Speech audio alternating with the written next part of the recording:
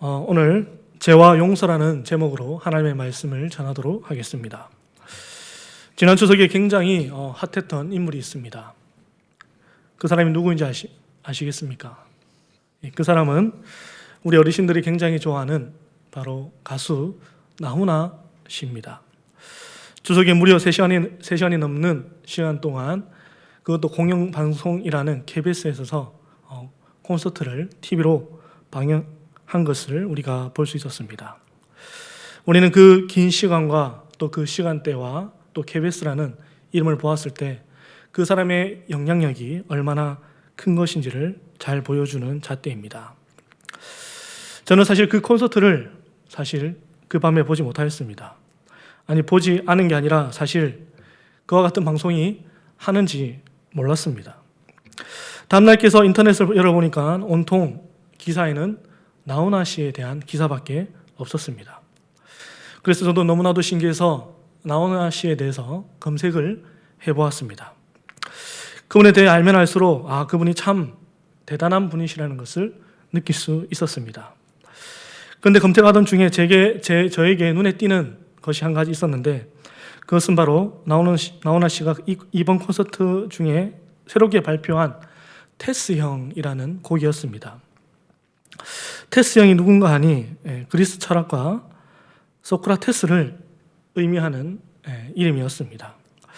저는 이 노래의 가사를 보면서 나훈아 씨가 인생을 살아오면서 느꼈던 인생에 대한 고뇌와 아픔들을 느낄 수 있었습니다.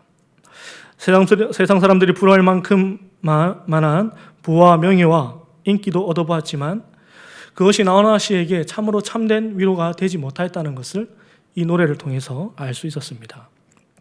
이 노래의 가사를 조금 제가 읽어드리면 이와 같은 내용을 담고 있습니다. 어쩌다가 한바탕 턱 빠지게 웃는다. 그리고는 아픔을 그 웃음에 묻는다. 그저 와준 오늘이 고맙기는 하여도 죽어도 오고 마는 또 내일이 두렵다. 테스 형 아프다.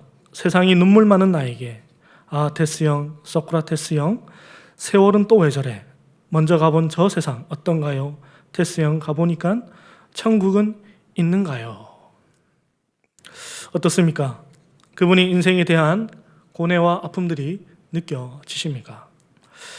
저는 이 가사를 보면서 참 인생이 더럽다라는 생각을 하였고 또 우리 인생에 많은 아픔과 슬픔이 있다라는 것을 생각하게 되었습니다. 이것은 돈이 많든 돈이 적든 상관이 없습니다. 그 사람이 힘을 가졌든 힘이 없든 그것 또한 상관이 되지 않습니다. 이 땅에 태어나 살아가는 모든 사람들에게는 아픔이 있고 시련이 찾아온다라는 것을 우리는 너무나도 잘 알고 있습니다. 이것은 성도의 삶도 예외가 아닙니다. 성도의 삶에도 아픔도 찾아오고 시련도 찾아오며 문제도 찾아옵니다. 많은 성도님들을 만나서 대화를 해보면 많은 문제들로 힘들어하고 계시다는 것을 느낄 수 있습니다. 자녀 문제, 재정의 문제, 직장 문제, 결혼 문제. 우리가 다 말하지 않아서 그렇지 우리 안에는 다 각자의 아픔과 슬픔을 가지고 살아가고 있습니다. 그렇다면 우리 인생에 찾아오는 이 수많은 문제들을 어떻게 풀 수 있을까요? 이 인생에 찾아오는 문제들은 사실 수학 문제와 같지 않아서 어떠한 공식을 넣어서 공식에 대입해서 풀어지는 그저 간단한 그와 같은 문제가 아닙니다. 각 사람마다 상황이 다르고 각 사람마다 또한 해결하는 방법 또한 다릅니다. 그렇다면 어떻게 하면 이 인생의 문제, 우리 인생의 아픔들을 풀어나갈 수 있을까요? 병원에 갔더니 의사 선생님께서 이렇게 말씀하셨습니다. 병을 완전히 다 치료하기 위해서는 그 병의 뿌리, 그 병의 근원을 제거해야 됩니다. 아무리 치료를 잘해도 그 병의 근원이 제거되지 않으면 그 병이 또다시 찾아온다라고 의사 선생님은 말하였습니다. 우리 인생도 마찬가지입니다. 우리 인생이 찾아오는 많은 문제들이 있습니다. 그런데 그 문제의 근원, 뿌리를 제거하지 않는 이상 우리의 인생의 문제는 또다시 찾아오고 계속해서 반복해서 일어난다라는 것입니다. 그렇다면 우리 인생이 찾아오는 이 수많은 문제들의 문제의 뿌리는 과연 무엇일까요? 우리 인생에 찾아오는 이 아픔과 시련을 주는 그 문제의 근원은 무엇일까요? 성경은 이에 대해서 우리에게 답해 주는데 그것은 바로 죄라고 말씀하고 있습니다. 우리의 인생이 찾아오는 모든 문제의 근원은 바로 죄에 있다라고 성경은 우리에게 말씀하고 있습니다.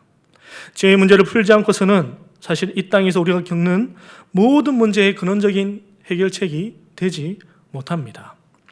우리의 인생이 찾아오는 문제를 풀었다 한들 또다시 찾아오고 또다시 찾아오는 것이 우리의 인생입니다. 그렇다면 성경이 말하는 죄란 무엇일까요? 분명한 사실은 세상이 말하는 죄와 성경이 말씀하는 죄에는 차이가 있다는 것을 우리는 알 수 있어야 합니다.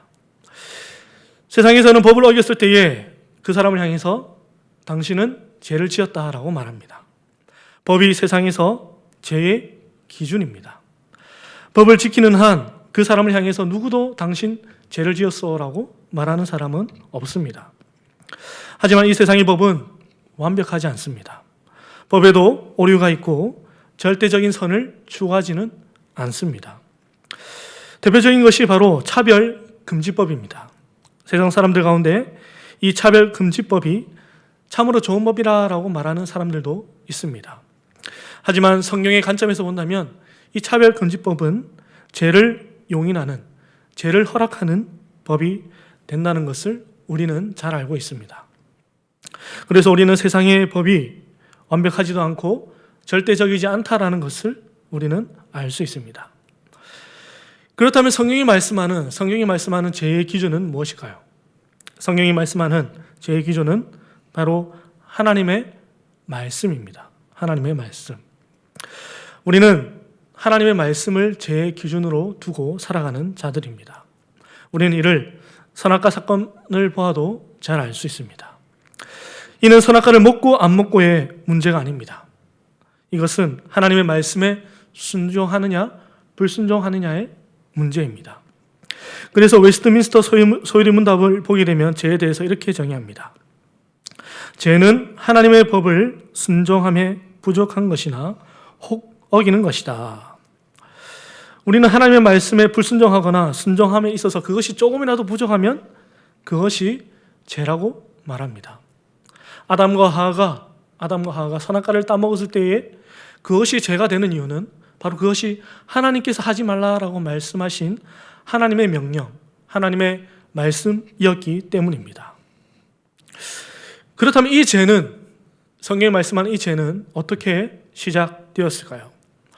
죄의 시작을 보게 되면, 성경을 보게 되면 우리가 잘 아는 것처럼 창세기 3장에서 이 죄의 시작이 돼서 말씀하고 있습니다.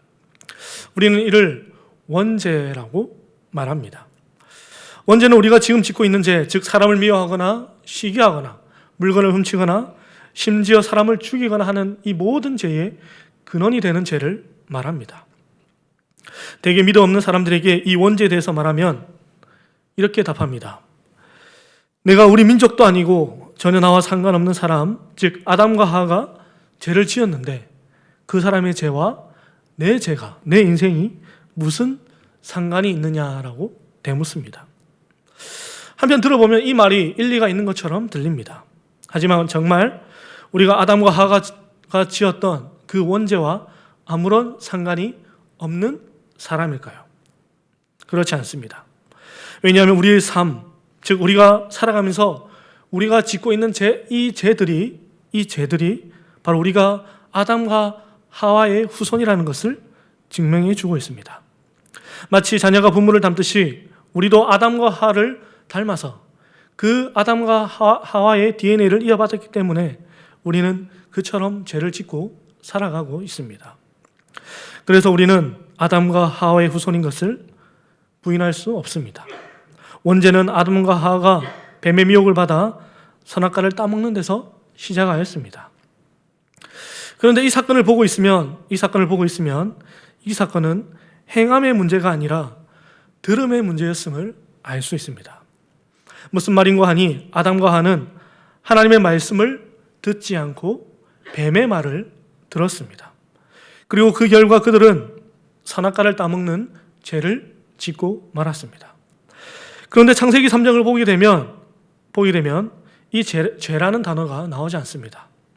성경에서 가장 먼저 이 죄라는 단어가 나오는 성경 본문은 바로 창세기 4장입니다. 창세기 4장을 보게 되면 가인과 아벨의 이야기가 나오는데 그곳에서 하타, 즉 죄라는 단어가 성경에서 처음으로 등장하는 것을 볼 수 있습니다. 이 히브리어로 하타, 죄라는 단어는 길을 잃다, 표적에서 벗어나다라는 뜻을 가지고 있습니다. 그러니까 죄의 결과는 당장의 눈앞에 보이는 어떠한 벌을 받는 것이 아니라 길을 잃어버리는 것과 같다라고 성경은 말씀하고 있습니다. 그래서 세상 사람들에게 물어보면 인생의 방향이 다 제각각입니다. 어떤 사람이 물어보면 꿈을 향해서 달려가야 한다라고 말하는 사람이 있는가 하면 또 어떤 사람은 성공을 향해서 달려가야 한다라고 말하는 사람이 있습니다. 그들에게는 다 제각각 답이 다 다릅니다. 왜 그럴까요? 왜 그들에게는 정답이 없고 답이 왜 다 제각각인 것일까요? 그 이유는 그들도 길을 잃어버린 죄인이기 때문입니다.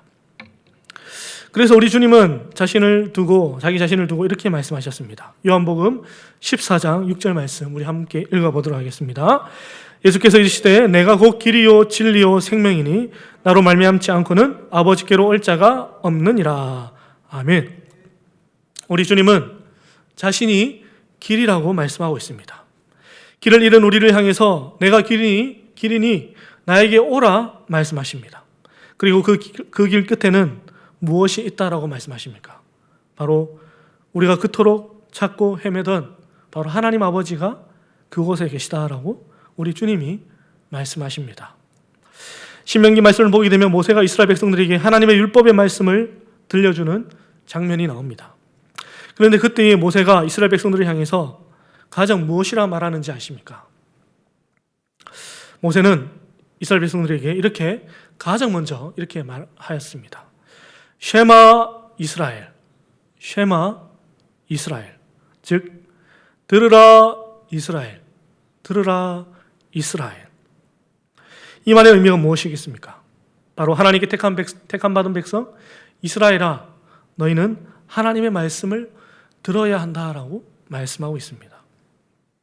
하나님의 말씀을 듣는 것이 바로 택함 받은 자의 사명이며 그것이 우리의 살 길인 것을 모세가 우리에게 말씀해 주고 있습니다. 그런데 안타까운 것은 이스라엘 백성들은 하나님의 말씀을 듣는 것이 아니라 세상의 소리에 귀를 기울였고 세상의 길을 따라갔습니다. 즉 하나님의 은혜를 거역하였으며 하나님께 반역하는 백성이 되고 말았습니다. 그때도 하나님은 이스라엘 백성들을 포기하시지 않으시고 선지자를 보내셔서 하나님의 뜻과 하나님의 사랑을 전하셨습니다. 그리고 예레미야를 통해서 이렇게 말씀하십니다. 우리 예레미야 29장 19절 말씀을 함께 읽어보도록 하겠습니다. 여호와의 말씀이니라 너희들이 내 말을 듣지 않았기 때문이라 내가 내 종 선지자들을 너희에게 꾸준히 보냈으나 너희는 그들의 말을 듣지 않았느니라 여호와의 말씀이니라. 아멘. 하나님께서 이스라엘 백성들에게 무엇이라 말씀하십니까? 너희들이 내 말을 듣지 않았기 때문이라. 이스라엘 백성들이 하나님께 징계를 받는 이유는 그들이 하나님의 말씀을 듣지 않았기 때문입니다.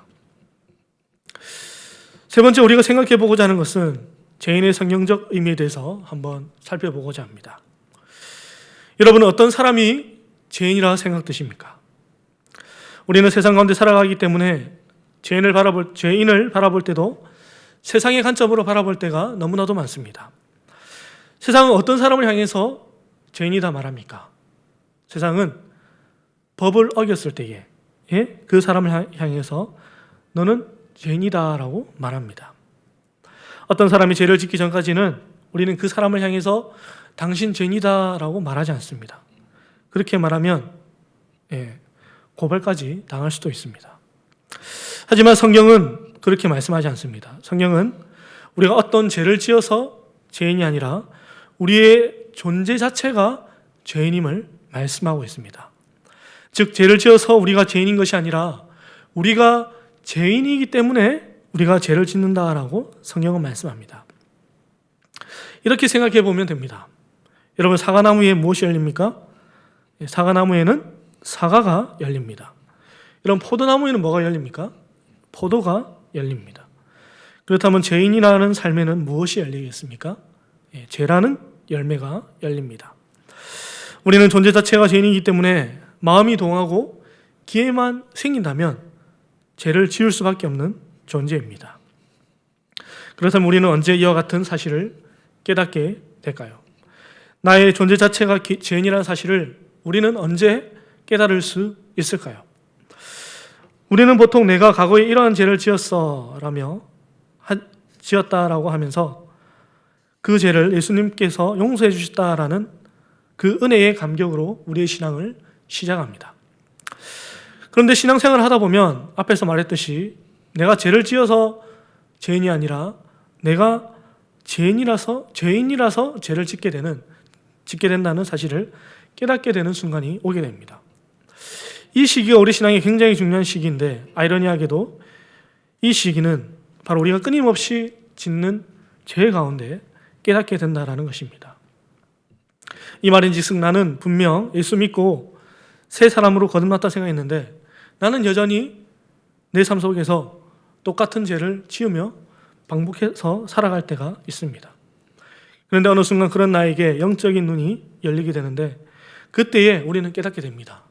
아, 내가 죄를 지어서 죄인이 아니라 내가 죄인이라서 죄를 짓구나라는 것을 우리는 깨닫게 됩니다. 다윗도 이와 같은 경험을 하였다라는 것을 성경은 말씀합니다. 다윗은 무려 10여 년 동안 사울에게 쫓겨다니면서 오랜 기간 동안 연단과 훈련의 시간을 보내었습니다. 그 연단의 시간을 통해서 다윗 왕은 자신이 선자인 줄 생각하였습니다. 그런데 그가 어떠한 일을 저질렀습니까? 그는 결혼한 여인 밧세바를 범하였고 심지어 자신의 죄를 덮기 위해서 자신의 충신이었던 우리아를 죽이는 죄를 짓고 맙니다. 다윗 왕 그는 선자로 생각하였지만 그는 금방 넘어진 자였습니다. 그리고 다윗은 끝난 줄 알았습니다. 자신의 모든 그 죄가 덮인 줄 알았습니다. 하지만 하나님은 1년 뒤에 나단 선지자를 통해서 다윗의 죄를 온 천하에 드러내십니다. 그리고 그 하나님의 음성을 들은 다윗 왕이 무엇이라 고백하였습니까? 우리 시편 51편 5절 말씀을 함께 읽어보도록 하겠습니다. 내가 죄악 중에서 출생하였으며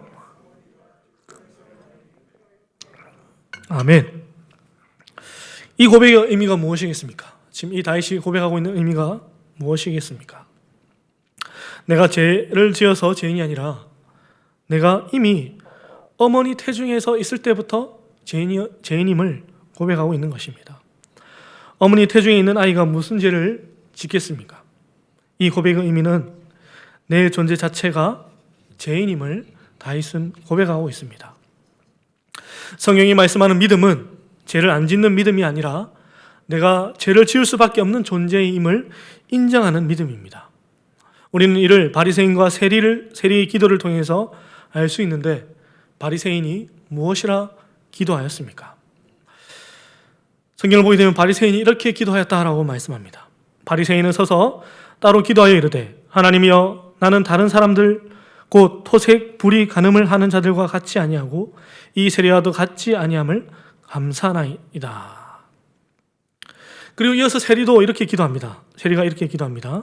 세리는 멀리 서서 감히 눈을 들어 하늘을 쳐다보지도 못하고 다만 가슴을 치며 이르되 하나님이여 불쌍히 여기소서 나는 죄인이로소이다 하였느니라. 이 둘의 기도를 두고 우리 주님께서 무엇이라 평가하셨습니까? 우리 누가복음 18장 14절 말씀을 함께 읽어보도록 하겠습니다. 내가 너에게 이르노니 이에 저 바리새인이 아니고 이 사람이 의롭다 하심을 받고 그의 집으로 내려갔느니라. 아멘. 누가 의인이라 주님이 말씀하십니까? 바로 자신이 죄를 지을 수밖에 없는 죄인임을 고백하는 세리가 의인이다라고 우리 주님은 말씀하십니다. 그렇다면 이 회개와 이 죄 용서는 과연 누구의 힘으로 우리는 하게 되는 것일까요? 과연 이것이 내 힘으로, 내 노력으로 가능한 것일까요? 불교와 같은 다른 종교를 보게 되면 구원의 주체는 바로 나입니다. 나.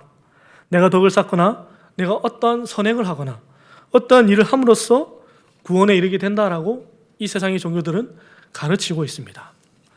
하지만 성경을 보게 되면 그렇게 말씀하지 않습니다. 성경에서 구원의 주체는 나가 아니라 하나님이시라라고 말씀하고 있습니다. 내가 하나님을 찾은 것이 아니라 하나님이 나를 찾으셨고 내가 하나님을 택한 것이 아니라 하나님이 나를 택하셨다라고 말씀합니다. 그리고 하나님께서 나를 구원해 주셨다라고 성경은 말씀합니다. 세상의 수많은 사람들이 이 예수 그리스도에 대한 복음을 듣게 되었습니다. 하지만 그 복음을 듣는다고 해서 모든 사람이 예수님을 믿는 것은 아닙니다. 어떤 사람은 예수님을 믿는가 하면 또 어떤 사람은 예수님을 믿지 않습니다. 왜 그와 같은 현상이 일어나는 것일까요? 왜 어떤 사람은 믿는가 하면 또 어떤 사람은 믿지 않는 것일까요? 그 답은 성령의 역사에 있습니다. 성경은 그 믿음이 있고 없고에는 성령의 역사가 있다라고 성경은 말씀합니다. 성령이 그 사람에게 역사하느냐, 역사하지 않느냐에 따라서 이 둘의 인생은 갈라지게 됩니다. 성령의 역사가 있을 때에 그 사람의 영적인 눈이 열려서 자신이 얼마나 비참한 죄인인지 깨닫게 되고 또 예수 그리스도의 십자가의 보혈로 의지하지 않고서는 도저히 구원받을 수 없는 존재임을 자신이 깨닫게 됩니다. 그래서 웨스트민스터 소회문답 제31문을 보게 되면 효력 있는 부르심에 대해서 이렇게 정의하고 있습니다. 제가 읽어드리도록 하겠습니다. 효력 있는 부르심은 하나님의 신이 하시는 일이니 우리의 죄와 비참을 깨닫게 하시고 또 우리의 마음을 밝혀 그리스도를 알게 하시고 우리의 의지를 새롭게 하시고 우리를 권하사 능히 복음 중에 값없이 주시는 예수 그리스도를 믿도록 하시는 것이다. 하나님의 부르심, 효력 있는 부르심은 하나님의 신, 하나님의 영이 하시는 것이라고 우리는 신앙을 고백하고 있습니다. 우리가 이렇게 구원받아서 비록 우리가 몸은 떨어져 각자의 자리에서 예배를 드리지만 이렇게 하나님을 알고 하나님을 예배할 수 있는 이유는 바로 우리에게 하나님의 영의 역사가 있었기 때문인 줄 우리가 알고 또 그와 같은 믿음으로 나아가야 할 줄 믿습니다. 말씀을 맺도록 하겠습니다. 오늘 우리는 우리의 죄와 하나님의 용서에 대한 말씀을 듣게 되었습니다. 신자의 죄의 기준은 세상의 법이 아니라 하나님의 말씀입니다. 그리고 우리가 죄를 지어서 죄인이 아니라 우리 존재 자체가 죄인임을 성경은 말씀합니다. 그래서 하나님은 창세전에 우리를 택하셨고 예수 그리스도로 말미암아서 구원을 성취하셨으며 성령의 역사로 우리를 하나님의 백성으로 불러주셨습니다. 여러분은 구원의 또 다른 말을 무엇이라 생각하십니까? 저는 구원의 또 다른 말은 자유라고 생각합니다. 이 땅에 수많은 사람들이 자유를 원하고 또 자유를 얻기 위해서 열심히 살아가고 있습니다. 왜 그럴까요? 왜 이 땅에 수많은 사람들이 자유를 갈급하며 살아가고 있을까요? 그 이유는 이 땅에서 우리의 삶에는 진정한 자유가 없기 때문입니다. 세상은 재물과 권력으로 또 성공으로 자유를 얻을 수 있다 말하지만 사실 이 땅의 것으로 참 자유를 얻을 수 없다라는 것이 우리의 현실입니다. 이 땅의 것이 주는 자유도 잠시 지나가는 것일 뿐 그것이 영원한 자유로 우리에게 주어지지 않습니다. 우리의 인생을 얽어매고 있는 인생의 문제들이 좀처럼 쉽게 풀리지 않습니다. 우리의 인생의 문제를 하나 풀었다 싶으면 또 다른 문제가 우리에게 찾아와서 또 우리를 힘들게 하고 괴롭게 합니다. 또 하나의 문제가 찾아와서 우리는 힘들어하고 또 괴로워하는 나를 발견할 때가 있습니다. 그와 같은 우리에게 우리 주님께서 무엇이라 말씀하셨습니까? 우리 요한복음 8장 32절 말씀 우리 함께 읽도록 하겠습니다. 진리를 알지니 진리가 너희를 자유롭게 하리라. 다시 한번 읽겠습니다. 진리를 알지니 진리가 너희를 자유롭게 하리라. 우리 주님은 진리를 알지니 진리가 우리를 자유롭게 할 것이라 말씀하십니다. 여러분, 여기서 말씀하는 진리가 무엇이겠습니까? 여기서 말씀하시는 진리는 바로 예수 그리스도 자신을 의미하고 있습니다. 예수 그리스도 안에, 우리가 예수 그리스도 안에 있을 때에 참 자유가 있음을 우리 주님이 우리에게 말씀해 주고 있습니다. 진리 되시는 예수님 안에서 참 자유를 누리시며 살아가는 복된 주의 성도가 되시기를 주님의 이름으로 축복합니다. 잠깐 기도하시겠습니다.